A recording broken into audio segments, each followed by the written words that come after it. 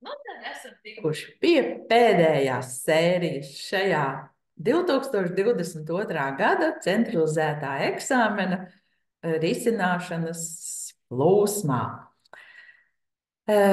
Palikuši ir divi uzdevumi. Viens ir par funkcijām, un viens ir par telpisku figūru. Nu, tad ķeramies klāt. 26. uzdevums. Vietnē tika ievietoti divi videoklipi, kuriem katram sākotnēji bija 70 skatījumi. Skatījumu kopējo skaitu pirmajam klipam apraksta funkcija f no t, tātad t ir mainīgais šajā funkcijā, 70 reiz 3 pakāpe 0,1 t, bet otrajam klipam funkcija g no t ir 70 reiz 5 pakāpē 0,05 t. Kur t laiks dienās? Tātad t ir laiks dienās kopš videoklipa publicēšanas.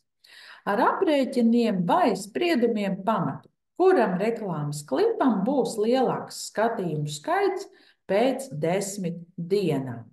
Nu tātad, kā mums ir apzīmētas dienas? Dienas ir apzīmētas ar T. Tātad T ir 10. Nu, manuprāt, jau visvienkāršākais ir aprēķināt. Tas nozīmē, ka mums tagad vajag aprēķināt katras funkcijas vērtību, ja tās arguments, šoreiz arguments ir nevis x, bet t, ir 10. Nu, tad rēķinu f pie 10 dienām ir 70 reiz 3 pakāpē 0,1, tur bija t, tātad reiz 10. Un izrēķinam. 70 reiz 3, 0,1 reiz 10 ir 1, 3 pirmajā pakāpē ir 3. Tātad 210 skatījumu ir pirmajam klipam. Tieši to pašu dara ar otru funkciju. Tātad arguments ir 10, 70 reiz 5 pakāpē 0,05 reiz 10. Tas ir 70 reiz 5 pakāpē 0,05 reiz 10 reizinot komatiņš pārlec pa labi, sanāk 0,5. Un šis nu ir tas brīdis, kad jāpaņem ir kalkulators. Uz kalkulatoru jau spiež 5. Tālāk spiežam podziņu y pakāpē 0,5. Vienādības zīmīti, iegūstam rezultātu un šo rezultātu pareizinam ar 70. Un šī brīdī jums tur kalkulators rāda kaut kādu bezgalīgu decimālu daļu, un šo bezgalīgo decimālu daļu, ja jau tie ir skatījumi, tad jau vajadzētu nopaļot līdz veseliem skatījumiem. Tas būtu loģiski, vai ne? Tātad aptuveni 157 skatījumi ir otrajam klipam. Nu, tātad mēs šeit ar aprēķiniem redzam, ka vairāk skatījumu ir 210 nekā 157, un tātad atbilde pēc 10 dienām pirmajam klipam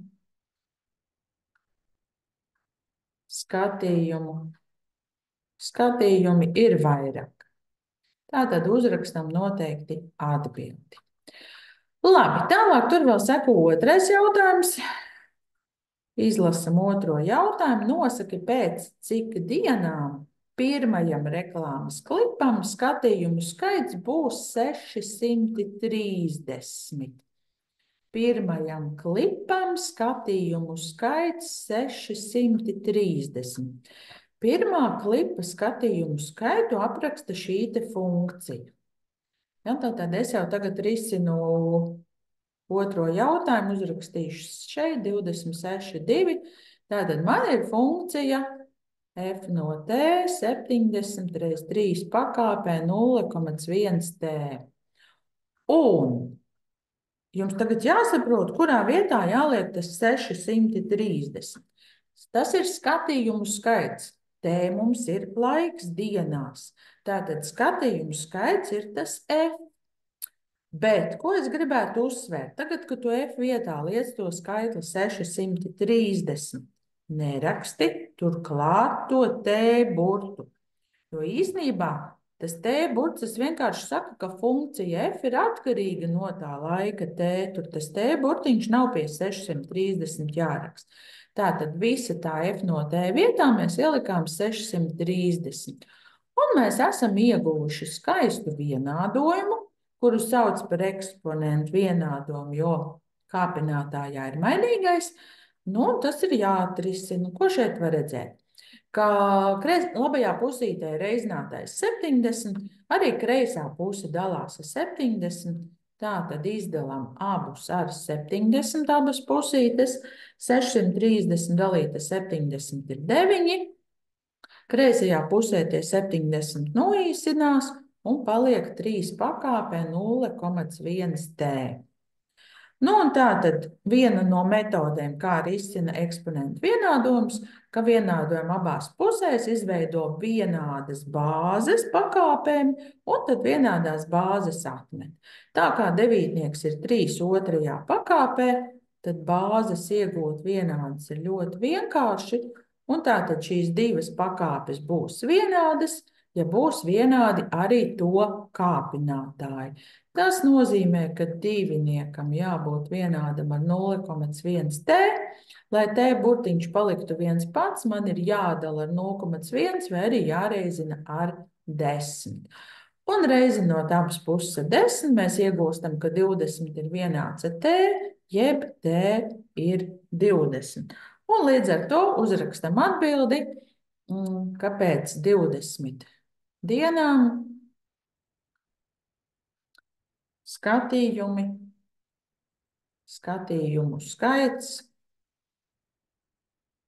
skaits būs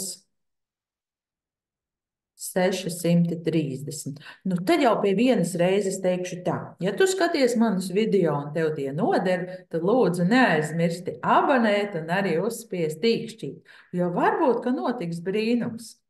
Un skolotāji par savu darbu arī saņems kādu atalgojumu. Ticēsim brīnumiem. Labi, 27. uzdevums. Nu tad solītā telpiskā figūra, un šoreiz mums ir piramīda. Tātad 4 stūra piramīdas S, A, B, C, D pamats ir kvadrāts. Un piramīdas šķautne S, B ir arī tās augstums. Nu tātad ar piramīdām tur bija tā, ka varēja būt visādas tās situācijas. Augstums varēja atrasties diagonāli krustpunktā, būtu tas perpendikuls, ja? Nu, augstums patiesībā sakot varētu pat atrasties arī ārpus tās piramīdas pamata, ja?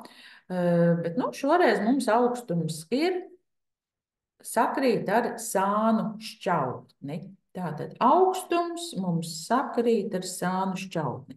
Iezīmējam šeit taisnos leņķīšus, lai parādītu, ka tas ir augstums. Tātad, ja taisne ir perpendikulāra kādai plaknei, tad viņa ir perpendikulāra katrai taisnei šajā plaknē. To tad es te arī parādu. Mums ir jāpierāda, ka šķautnes SA un SC ir vienādas. Es neiesvītrošu, jo tas ir jāpierāda. Nu, attiecībā pret pamata plakni šīs divas šķautnes ir novilktas slīpi. Jo no punkta S var novilkt tikai vienu perpendikulu. Pārējie visi, kas ir vilkti, tie ir slīpi. Tātad tos sauc par slīpnēm. SA un SC tās ir slīpnes, un te nu jāzina no teorijas, ka divas slīpnes būs vienādas tad, ja būs vienādas arī to slīpņu projekcijas. Un otrādi, divas slīpņu projekcijas būs vienādas tad, ja būs vienādas slīpnes. Kas tad ir tā slīpnes projekcija? Slīpnes projekcija ir tas nogrieznis, kas savieno perpendikula pamatu punktu ar slīpnes pamatu punktu. Tad BC ir slīpnes projekcija, slīpnei SC. Un tieši tāpat otrai slīpnei SA tās projekcija ir BA. Nu, tātad mans uzdevums ir tagad noskaidrot, vai BA un BC ir vienādi. Tā kā pamatā mums ir dots kvadrāts, tad kvadrāta malas ir vienādas. Nu, tad to es arī rakstu. AB ir vienāds ar BC, jo tās ir kvadrāta malas.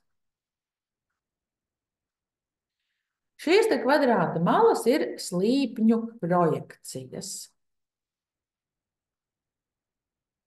Nu, un tas nozīmē, ka arī slīpnes ir vienādas. Tātad SA ir vienāds ar SE, tās ir slīpnes. Nu, labi, ko tad darīt tad, ja tu to teoriju nezini? Nekas, bez viņas tu vari pilnīgi mierīgi iztikt. Aplūko šos te divus taisnleņu trīsstūrus. Tātad kvadrāta malas ir vienādas. Šiem diviem taisnleņu trīsstūriem ir arī kopīga katete SB. Un tad tu vari rakstīt, ka trīsstūrīts ABS un trīsstūrīts CBS ir vienādi pēc pazīmes katete katete. Oi, tu teiksi, nu nē, nu es taču neatceros taisnleņu trīsstūru vienādības pazīmes. Arī nekas. Tu noteikti atceries no 7. klases taisnleņu trīsstūru vienādības pazīmi mala, leņķis, mala. Un tā tad uzrakst, ka trīsstūris ABS vienāds ar trīsstūri CBS pēc pazīmes mala, leņķis, mala, jo malas AB un BC vienādas, jo tās ir kvadrātmalas, tie divi leņķi vienādi, jo tie ir 90 grādi pēc dotā, un BS ir kopīga mala. Nu, lūk, tad mēs to pierādīt varam ļoti dažādi. Otrajā punktā mums prasa pierādīt, ka leņķis SAD ir 90 grādi. Nu, te nu jāzina ir 3 perpendikulu teorēma. Tātad SA tā ir slīpne pret pamata plakni. AD tā ir kaut kāda taisne pamata plaknē. SB ir perpendikuls pret pamata plakni un BA ir slīpnes projekcija. Un 3 perpendikulu teorēma mums apgalvoja, ka ja slīpnes projekcija ir perpendikulāra kādai taisnei plaknei, tad arī pati slīpne būs perpendikulāra šai taisnei plaknei. Tā ir 3 perpendikulu teorēma. Tagad jautājums, kāpēc slīpnes projekcija BA būtu perpendikulāra AD? Atbild pavisam vienkārši. Pamatā ir kvadrāts. Kvadrātam visi leņķi ir taisni. Nu, tad to mēs arī skaisti uzrakstam. Ko mēs arī skaisti uzrakstam? Es rakstīšu šeit 27 punktiņš 2. Un tā. SB ir perpendikuls pret pamata plakni ABC. Plakni, kad nosauc, pietiek ar 3 burtiem. SA tā ir slīpne. BA tā ir slīpnes projekcija. Slīpnes projekcija. Un tātad pēc 3 perpendikulu teorēmas. Es viņu saīsinu šādi. Pēc 3 perpendikulu teorēmas. Ja slīpnes projekcija BA ir perpendikulāra taisnei AD, tātad kvadrāta malas kvadrāta leņķis ir 90 grādi pamatojums. Tad arī slīpne SA ir perpendikulāra taisnei AD.